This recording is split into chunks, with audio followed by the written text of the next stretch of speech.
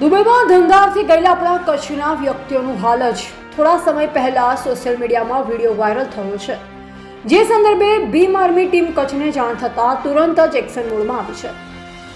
Bhim army team જિલ્લા ઉપાધ્યક્ષ અનીસ જુનેજા અને નખત્રાણા તાલુકાના મહામંત્રી હિરજી જે ભદ્રુએ આગળ આવી તેમના પરિવારજનોની રૂબરૂ મુલાકાત કરી વિશ્વાસ અપાવ્યો છે કે ફસાઈ ગયેલ માણસોને લોકોની ઘર વાપસી માટેના તમામ પ્રયાસ કરાશે.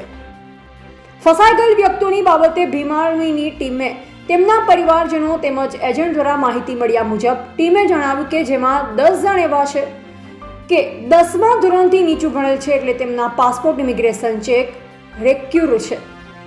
વિદેશમાં કામ કરવા માટે એમ્પ્લોયમેન્ટ વિઝા લાગેલ છે, તો ભારત સ્થળાંતર કરવા માટે ઇમિગ્રેશન કરવું પડ્યું હશે, તો તેમને એગ્રીમેન્ટ પણ થયા હશે.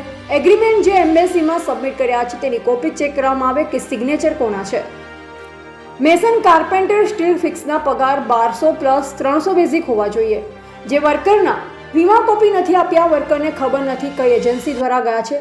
જે ગયા છે એ લોકોના નામ સાથે જાહેરાત કરાતા નામ જાહેર કર્યા છે, જેમાં મનસુખ કારા ગરવા ઢોરી, અનિલ ડાલાલ ભદ્રુ મથલ, પ્રેમજી મેઘજી મહેશ્વરી દહીસરા, દિનેશ રામજી બલિયા માનકુવા, વિજયકાંતજી મહેશ્વરી દસરડી, જેઠાલાલ પરમાર નાના વાલકા, હરેશ રામજી જેપાર સાગનારા, જયંતિ ભીમજી મહેશ્વરી અંજાર, હીરાલાલ માલસી મારવાડા બિદડા, ચંદ્રેશ બાબુલાલ ભદ્રુ અંગ્યા આ નામના વ્યક્તિઓ ફસાયા છે તેવી માહિતી ભીમ આર્મી ટીમે આપી છે.